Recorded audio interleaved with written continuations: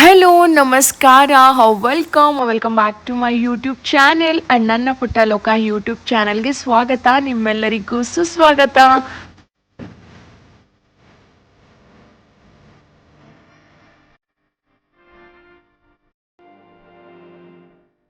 ಇವತ್ತಿನ ವ್ಲಾಗ್ ಅಲ್ಲಿ ಏನು ಅಂತ ಅಂದ್ರೆ it's a very special days ಅಂತ ಹೇಳ್ಬೋದು.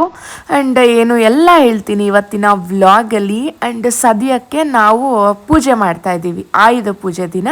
ನಮ್ಮ ಗಾಡಿಗಳಿಗೆ, ನಮ್ಮ ಆಯುಧ, ನಮ್ಮ ಶಕ್ತಿ ಆಗಿರುವಂತಹ ನಮ್ಮ ಕಾರ್ಗಳಿಗೆ, ನನ್ನ ಗಾಡಿಗೆ, ನನ್ನ ಪುಟಾಣಿ ಮಕ್ಕಳ ಗಾಡಿಗಳಿಗೆ ಎಲ್ಲದಕ್ಕೂ ಪೂಜೆ ಮಾಡ್ತಾ ಇದ್ದೀವಿ. ಆ್ಯಂಡ್ ಆಯುಧ ಪೂಜೆ ಅಂತ ಅಂದರೆ ಸಾಕಷ್ಟು ನೆನಪಾಗತ್ತೆ. ಆ್ಯಂಡ್ ಝೀರೋ ಅಂತ ಹೇಳಿದ್ರೆ ತಪ್ಪಾಗಲ್ಲ, ಝೀರೋ ಅಲ್ಲಿದ್ವಿ ನಾವು. ನಮ್ಮ ಹತ್ರ ಒಂದು ಗಾಡಿ ಕೂಡ ಇರಲಿಲ್ಲ.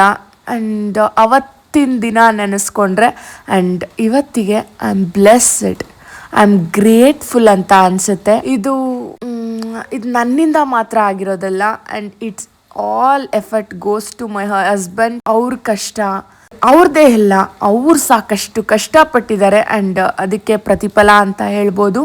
ಆ್ಯಂಡ್ ಇವತ್ತಿನ ದಿನ ತೃಪ್ತಿಯಿಂದ, ಖುಷಿಯಿಂದ, ನಮ್ಮದು ಅನ್ನೋ ಥರ ಪೂಜೆ ಮಾಡ್ತಾ ಇದ್ದೀವಿ. ಆ್ಯಂಡ್ ತುಂಬ ಪ್ರೀತಿ, ಭಕ್ತಿ ಎಲ್ಲದನ್ನು ಸೇರಿ.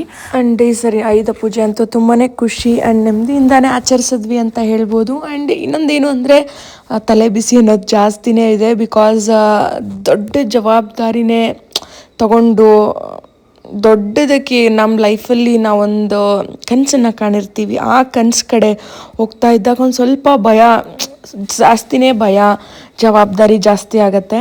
ಆ್ಯಂಡ್ ಎಲ್ಲದನ್ನು ಏನೇ ಬಂದರೂ ಎದುರಿಸ್ಬೋದು, ಏನೇ ಬಂದರೂ ಫೇಸ್ ಮಾಡಬೇಕು ಅನ್ನೋ ಅಂಥ ಧೈರ್ಯದಲ್ಲಿ, ಖುಷಿಯಿಂದ, ನೆಮ್ಮದಿಯಿಂದ ಮುಂದೆ ಸಾಗ್ತಾ ಇದ್ದೀವಿ. ಆ್ಯಂಡ್ ಅವತ್ತಿಂದ ಪೂಜೆ ಅಂತೂ ಕಂಪ್ಲೀಟಾಗಿ ಚೆನ್ನಾಗಿ ಮುಗೀತು. ಆ್ಯಂಡ್ ಅವತ್ತು ಆಯುಧ ಪೂಜೆ. ಆ್ಯಂಡ್ ಮಾರನೇ ದಿನ ದಸರಾ ಹಬ್ಬ ಮೇನ್. ಆ್ಯಂಡ್ ಅವತ್ತಿನ ದಿನ ನಾವು ಆಲೋಗಿಸ್ಕೊಂಡು ನಾವು ಹೊಸ ಮನೆಗೆ ಹೋಗ್ತಾ ಇದ್ದೀವಿ. ಆ್ಯಂಡ್ ತುಂಬ ಖುಷಿ ವಿಚಾರ. ಬಿಕಾಸ್ ನನ್ನ ಕನಸು ಒಂದು ಕನಸು ಅಂತ ಹೇಳ್ಬೋದು, ಪುಟ್ಟದಲ್ಲ, ತುಂಬಾ ದೊಡ್ಡ ಕನಸು. ಆ್ಯಂಡ್ ನಾನು ಯಾವ ಥರ ಕನಸು ಕಂಡಿದ್ದೆ ಆ ಥರ ಒಂದು ಮನೆಗೆ ಹೋಗ್ತಾ ಇದ್ದೀನಿ ಅನ್ನೋ ಖುಷಿಯಲ್ಲಿ.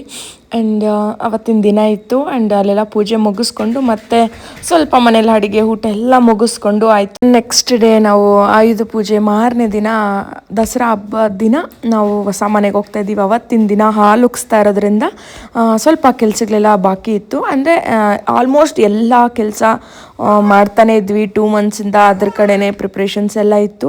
ಆಲ್ಮೋಸ್ಟ್ ಪ್ರಿಪ್ರೇಷನ್ಸ್ ಎಲ್ಲ ನಾನು ಏನೂ ವಿಡಿಯೋ ಮಾಡೋಕ್ಕೆ ಹೋಗಿರಲಿಲ್ಲ. ಬಿಕಾಸ್ ತುಂಬಾ ಕಷ್ಟದ ಸಮಯ ಅಂತ ಹೇಳ್ಬೋದು. ಆ್ಯಂಡ್ ಅದನ್ನೆಲ್ಲ ನನಗೆ ಶೇರ್ ಮಾಡ್ಕೊಳ್ಳೋಕೆ ಇಷ್ಟ ಇಲ್ಲ. ಬಟ್ ಅಂದರೂ ಅದನ್ನೆಲ್ಲ ಮರೆತು ಖುಷಿಯಾಗಿರಬೇಕು. ಮನುಷ್ರಿಗೆ ಬರದೆ ಯಾರಿಗೆ ಬರುತ್ತೆ ಕಷ್ಟ ಅನ್ನೋದನ್ನ ತಲೆಯಲ್ಲಿ ಇಟ್ಕೊಂಡು ಇವಾಗ ಮುಂದಕ್ಕೆ ಅವತ್ತು ಏನು ಆಯುಧ ಪೂಜೆ ಎಲ್ಲ ಮುಗಿಸ್ಕೊಂಡು ನೆಕ್ಸ್ಟ್ ಹಾಲು ಉಗಿಸ್ತಾ ಇರೋದ್ರಿಂದ ಮಾರನೇ ದಿನ, ಅವತ್ತಿನ ದಿನ ಹೊಸ ಮನೆ ಹತ್ರ ಹೋಗಿ ಎಲ್ಲ ಕ್ಲೀನಿಂಗು ಅದು ಇದೆಲ್ಲ ಮುಗಿಸ್ಕೊಳ್ಳೋಣ ಅಂದ್ಬಿಟ್ಟು ಹೋಗ್ತಿದ್ದೀವಿ. ಆ್ಯಂಡ್ ಇದು ಒಂದು ಸ್ವಲ್ಪ ಗ್ಲಿಮ್ಸನ್ನ ತೊಗೊಂಡಿದ್ದೆ ಪ್ರಿಪ್ರೇಷನ್ಸ್ದೆಲ್ಲ. ಜಾಸ್ತಿ ವ್ಲಾಗ್ ಮಾಡೋಕ್ಕೆ ನನ್ನ ಮೈಂಡ್ ಅಷ್ಟು ಸ್ಟೇಬಲ್ ಆಗಿರಲಿಲ್ಲ. ಬಿಕಾಸ್ ಎಷ್ಟೊಂದು ಟೆನ್ಷನ್ಸ್ ಇರುತ್ತೆ, ಕಮಿಟ್ಮೆಂಟ್ಸು ಎಲ್ಲ ಇರುತ್ತೆ. ಸೊ ಅಂದರೂ ನನಗೆ ಕೆಲಸಗಳಂತೂ ನಡೀತಿರುತ್ತಲ್ವಾ, ಆ ಕೆಲಸಗಳ ಮಧ್ಯೆ ಕೆಲವೊಂದು ಗ್ಲಿಮ್ಸನ್ನು ತೊಗೊಂಡಿದ್ದೀನಿ ಅಷ್ಟೇ. ಅದನ್ನು ನಿಮ್ಮ ಜೊತೆ ಶೇರ್ ಮಾಡ್ಕೊಳ್ತಾ ಇದ್ದೀನಿ. ಆ್ಯಂಡ್ ಏನು ಅಂತಂದರೆ ಆಲ್ಮೋಸ್ಟ್ 2 ಮಂತ್ಸಿಂದ ನಮ್ಮ 2 ಮಂತ್ಸ್ ಎಲ್ಲ ಇನ್ನು ನಾವು 1 ಇಯರಿಂದ ಆಲ್ಮೋಸ್ಟ್ ನಾವು ಬೇರೆ ಮನೆಗೆ ಶಿಫ್ಟ್ ಆಗಬೇಕು. ನಮ್ಮದೇ ಆದಂಥ ಒಂದು ಸ್ವಂತ ಮನೆ ಇರಬೇಕು, ನಾವು ಹೋದರೆ ಸ್ವಂತ ಮನೆಗೆ ಹೋಗಬೇಕು ಅನ್ನೋದು ಒಂದು ದೊಡ್ಡ ಕನಸಾಗಿತ್ತು. ಆ್ಯಂಡ್ ಅದಕ್ಕೆ ಹಾಕ್ಬೇಕಾಗಿರೋಂಥ ಎಫರ್ಟ್ಸ್ ಎಲ್ಲ ನಾವು ಪ್ರತಿಯೊಂದು ಕ್ಷಣ ನಮ್ಮ ತಲೆಯಲ್ಲಿ ಇದ್ದಿದ್ದು ಅದೇ, ನಮ್ಮದೇ ಅಂತ ಒಂದು ಸ್ವಂತ ಮನೆ, ನಮ್ಮ ಡ್ರೀಮ್ ಹೌಸ್ಗೆ ನಾವು ಹೋಗಬೇಕು ಅನ್ನೋದು. ಆ್ಯಂಡ್ ಅದೇ ಥರ ಎಫರ್ಟ್ಸ್ ಆಗ್ತಾ ಆಯಿತು. ಒಂದು ದಿನ ಆಗುತ್ತೆ ಅನ್ನೋ ಒಂದು ನಂಬಿಕೆಯಲ್ಲಿದ್ವಿ. ಆ ಕ್ಷಣ ಬಂದೇ ಬಿಡ್ತು ಅಂದ್ಕೊಳ್ಳೋ ಅಂಥ ಟೈಮಲ್ಲಿ ಸಾಕಷ್ಟು ಅಡೆತಡೆಗಳು ಬಂತು. ಆ್ಯಂಡ್ ಇಲ್ಲ ನಮ್ಮ ಕೈಲಿ ಆಗಲ್ಲ ಅನ್ನೋ ಸ್ಥಿತಿಗೆ ಕೂಡ ಬಂದುಬಿಟ್ವಿ. ಬಟ್ ಇಲ್ಲ ಬಿಡಬಾರ್ದು, ಏನೋ ಒಂದು ಮಾಡಬೇಕು ಅಂತ ಸ್ವಲ್ಪ ಎಫರ್ಟ್ಸನ್ನ ಹಾಕಿದ್ವಿ. ಆ್ಯಂಡ್ ಅದೆಲ್ಲ ದೇವ್ರಿಗೆ ಬಿಟ್ಟಿದ್ದು ಅಂದ್ಬಿಟ್ಟು ಆಯಿತು ಕಷ್ಟ ಆಗತ್ತೆ ಸ್ವಲ್ಪ ಅಂದ್ಬಿಟ್ಟು ಸ್ವಲ್ಪ ಟ್ರಬಲ್ಸನ್ನ ಫೇಸ್ ಮಾಡಿ ಮುಂದಕ್ಕೆ ಬಂದ್ವಿ ಅಂತ ಹೇಳ್ಬೋದು. ಆ್ಯಂಡ್ ಬಿಡಿ, ಕಷ್ಟ ಸುಖ ಟ್ರಬಲ್ಸ್ ಎಲ್ಲದು ಇದ್ದೇ ಇರುತ್ತೆ, ಫೇಸ್ ಮಾಡಲೇಬೇಕು. ಫೇಸ್ ಮಾಡೋ ಅಂಥ ಧೈರ್ಯ ಅಂತೂ ಇದೆ ಅಂತ ಅಂದ್ಕೊಂಡು ಮುಂದಕ್ಕೆ ಹೋಗ್ತಿದ್ದೀನಿ. ಆ್ಯಂಡ್ ಅದನ್ನೆಲ್ಲ ಬಿಟ್ಟರೆ ಕಮ್ಮಿಂಗ್ ಬ್ಯಾಕ್ ಟು ಪ್ರಿಪ್ರೇಷನ್ಸ್ ಅಂತ ಹೇಳಬೇಕು ಅಂತ ಅಂದರೆ ಎಲ್ಲದರ ಪ್ರಿಪ್ರೇಷನ್ಸೂ ನಾವೇ ಆ್ಯಂಡ್ ಯಾರದೇ ಒಂದು ಸಪೋರ್ಟ್ ಇಲ್ಲದೆ ನಾವೇ ಮಾಡೋದ್ರಿಂದ ಒಂದು ಸ್ವಲ್ಪ ಕಷ್ಟ ಆಯಿತು. ಆ್ಯಂಡ್ ಮನೆ ಶಿಫ್ಟಿಂಗ್ ಅಂತ ಬಂದರೆ ಆ್ಯಂಡ್ ಯಾವುದೇ ಥರ ಯಾರ ಸಪೋರ್ಟು ತಗೊಳ್ದೆ ಆ್ಯಂಡ್ ನಾನು, ನಮ್ಮ ಅಜ್ಜಿ, ನನ್ನ ತಮ್ಮಂದಿರು, ನಮ್ಮ ಮನೆಯವರು ಇಷ್ಟು ಜನ ಸೇರಿಕೊಂಡು ಆ್ಯಂಡ್ ಯಾರನ್ನೂ ಲೈಕ್ ಯಾವುದೇ ಥರ ಅರ್ಬನ್ನು ಏನು ಸಪೋರ್ಟ್ ತೊಗೊಳ್ದೆ ನಾವೇ ಪ್ರತಿಯೊಂದನ್ನು ಕಾಟನ್ ಬಾಕ್ಸಸಲ್ಲಿ ಪ್ಯಾಕ್ ಮಾಡಿ ಕಿಚನ್ ಐಟಮ್ಸಿಂದ ರೂಮಲ್ಲಿ ಪ್ರತಿಯೊಂದು ಮಕ್ಕಳ ಬಟ್ಟೆ ಎವ್ರಿಥಿಂಗ್ ಎಲ್ಲ ನಾವೇ ಮಾಡ್ಕೊಂಡ್ವಿ.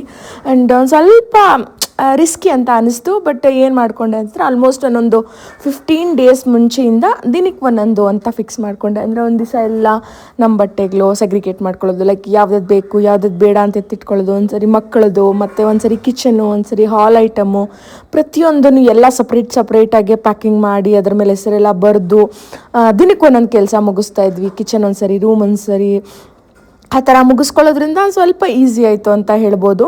ಆ್ಯಂಡ್ ನನಗೆ ಜಾಸ್ತಿ ಸಪೋರ್ಟ್ ಆಗಿದ್ದಿದ್ದು ನಮ್ಮ ಅಜ್ಜಿ ಆ್ಯಂಡ್ ನನ್ನ ತಮ್ಮಂದಿರು.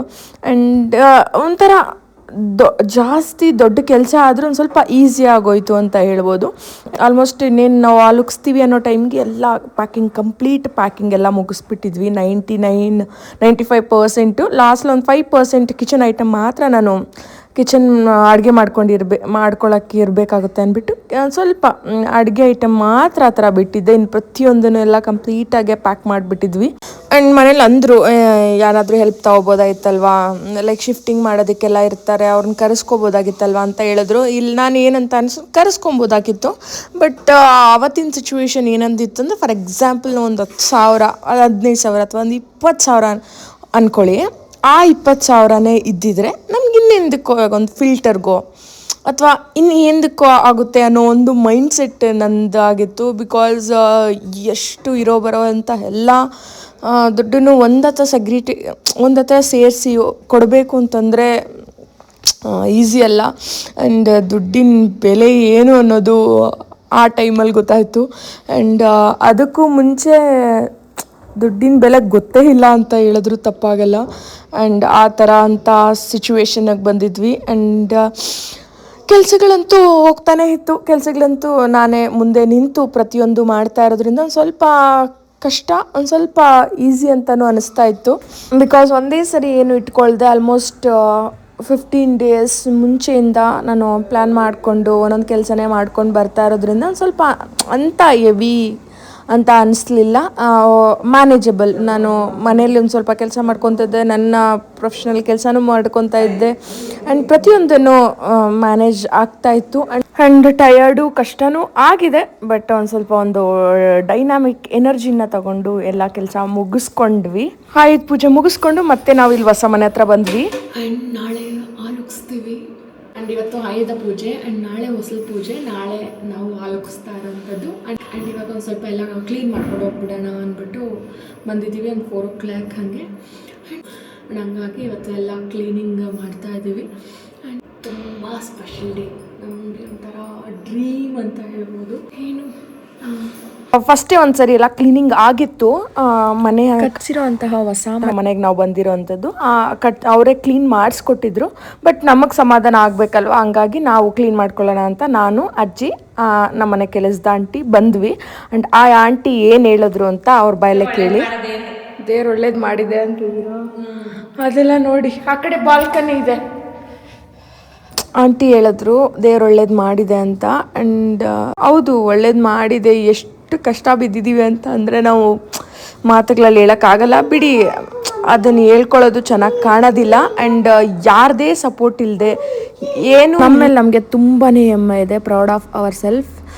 ಸೆಲ್ಫ್ಸ್ ಅಂತ ಹೇಳ್ಬೋದು. ಆ್ಯಂಡ್ ನಂದೊಬ್ಬಳದೇ ಅಲ್ಲ, ಆ್ಯಂಡ್ ನನ್ನೊಬ್ಬಳ ಕೈಲಾಗಿದ್ದಿದ್ರೆ ಸಾಧ್ಯನೇ ಇರ್ತಾ ಇರಲಿಲ್ಲ. ಆ್ಯಂಡ್ 2 ಕೈ ಸೇರಿದ್ರೇ ಚಪ್ಪಾಳೆ ಅನ್ನೋದು ಇದು ತುಂಬಾ ಸತ್ಯದ ಮಾತು. ಆ್ಯಂಡ್ ಹೊಸ ಮನೆ ಅಂತ ಹೇಳಿದ್ಮಲ್ಲ, ಅವರು ಫಸ್ಟ್ ಹೊಸ್ದಾಗಿ ಕಟ್ಸಿರೋ ಅಂಥ ಮನೆಗೆ ನಾವು ಬಂದಿರೋ ಅಂಥದ್ದು. ಆ್ಯಂಡ್ ಕೆಲಸ ಅಂತ ಬಂದರೆ ಅವ್ರು ಎಷ್ಟೇ ಕ್ಲೀನ್ ಮಾಡಿಸಿದ್ರು ಆ ಸಿಮೆಂಟ್ ಸ್ಮೆಲ್ ಆಗಿರ್ಬೋದು, ವುಡನ್ ಇಂಟೀರಿಯರ್ ಇರುತ್ತಲ್ಲ ಅದ್ರಲ್ಲಿ ಸ್ಮೆಲ್ಲು ಹೊಗೆ ಇರಲಿಲ್ಲ. ಒಂದು ಸ್ವಲ್ಪ ಕ್ಲೀನಿಂಗ್ ಎಲ್ಲ ಮುಗಿಸ್ಕೊಂಡ್ವಿ. ಆ್ಯಂಡ್ ಈವ್ನಿಂಗ್ ಒಂದು 7:30 ಅಷ್ಟರಲ್ಲಿ ಪೂಜಾರಿಗಳು ಕೂಡ ಬಂದರು. ಅವರು ಕೂಡ ಬಂದು ಹಿಂದಿನ ದಿನವೇ ಬೆಳಗ್ಗೆ, ನಾವು ಅವತ್ತು 6 ಗಂಟೆಗೆ ರಾಹುಕಾಲ ಇರೋದ್ರಿಂದ ನಾವು ಬೆಳಗ್ಗೆ ಆಲ್ಮೋಸ್ಟ್ ನಾವು 4 o'clockಗೆ ಪೂಜೆ ಸ್ಟಾರ್ಟ್ ಮಾಡಬೇಕಿತ್ತು. 4 ಗಂಟೆ 5 ಗಂಟೆಗೆ ಪೂಜೆ ಸ್ಟಾರ್ಟ್ ಮಾಡಬೇಕಾಗಿರೋದ್ರಿಂದ ನೈಟೇ ಎಲ್ಲ ಪ್ರಿಪ್ರೇಷನ್ಸ್ ಎಲ್ಲ ಫುಲ್ ರೆಡಿ ಮಾಡಿ ಇಟ್ಬಿಟ್ಟು ಹೋಗೋಣ ಅಂದ್ಬಿಟ್ಟು ಬಂದಿದ್ದರು. ಆ್ಯಂಡ್ ಎಲ್ಲ ಕ್ಲೀನಾಗಿ ರೆಡಿ ಮಾಡಿ ಇಟ್ಬಿಟ್ಟು ಅವ್ರು ಹೊರಟ್ರು. ಮತ್ತು ನಾವು ನೆಕ್ಸ್ಟ್ ವ್ಲಾಗಲ್ಲಿ ಆಲೋಗಿಸಿರೋಂಥ ಶಾಸ್ತ್ರದ್ದೆಲ್ಲ ಅದನ್ನು ನಿಮ್ಮ ಜೊತೆ ಶೇರ್ ಮಾಡ್ಕೊಳ್ತೀನಿ. ಆ್ಯಂಡ್ ನಾನು ಅಂದ್ಕೊಂಡಂಗೆಲ್ಲ ಆಗಲಿಲ್ಲ, ಬಟ್ ಆಗಬೇಕಾಗಿರೋವಂಥ ಪೂಜೆ ಅಂತೂ ತುಂಬಾ ಚೆನ್ನಾಗಾಯಿತು. ಅದರದ್ದು ಎಲ್ಲ ನೆಕ್ಸ್ಟ್ ವ್ಲಾಗಲ್ಲಿ ಬರುತ್ತೆ. ತುಂಬ ಸಾಧಾರಣವಾಗಿ ನಾವು ಮಾತ್ರ ಮಾಡ್ಕೊಂಡಿರೋ ಅಂಥದ್ದು. ಆ್ಯಂಡ್ ಶಾಸ್ತ್ರ ಎಲ್ಲ ಸುಸೂತ್ರವಾಗಿ ಚೆನ್ನಾಗಿ ಆಗಬೇಕು ಅನ್ನೋದೊಂದೇ ನನ್ನ ತಲೆಯಲ್ಲಿದ್ದಿದ್ದು. ಆ್ಯಂಡ್ ಹೋಮ ಎಲ್ಲ ಮಾಡಿಸಿದ್ವಿ, ಅದೆಲ್ಲ ನೆಕ್ಸ್ಟ್ ವ್ಲಾಗಲ್ಲಿ ಬರುತ್ತೆ. Keep watching. Thank you so much for watching. Bye bye. See you in next vlog. Stay tuned for the next vlog, guys.